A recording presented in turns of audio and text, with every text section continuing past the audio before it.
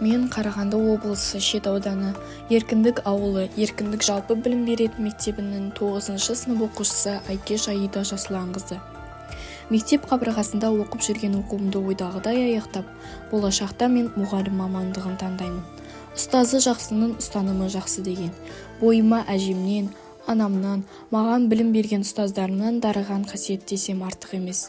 Маған үлгі бола білген сол аяулы абзал жандардың ізін жалғап, мектебіміздің қазақ тілі мен әдебиет пәнінің мұғалімі, қазір де ардагер ұстаз, аяулы әже, мақтанышымыз.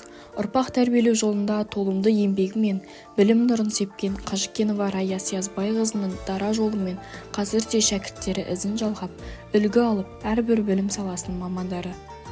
Ардагер ұстаздың төл шәкірттерінің бірі, мектебімізден білім алып, білім берген, халқының ықыласына бөлене білген, халық алғысы медалі иегері, ауданымыздың бас ұстасы, Шет ауданы білім бөлімінің басшысы Смағұл Елдос Жарылғапұлы. Ұстазы Рая апайдан үлгі алып ізін жалғады. Менің мектебімде қазақ тілі мен әдебиет пәні мұғалімі Қапаева Маржан Бекетқызының ізін жалғайтын, талабына сай жан-жақты дамыған, адамгершілігі мол, шәкірттерінің білімді болып өсуіне аянбай еңбек ететін ұстаздың ізін жалғастырғым келеді.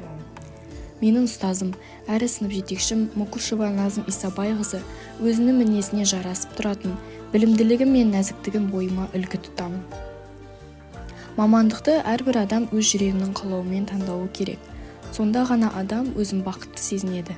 Бала жүрегіндегі білім деген күй сандықтың кілтін тауып ашқым келеді. Бұл менің таңдауым.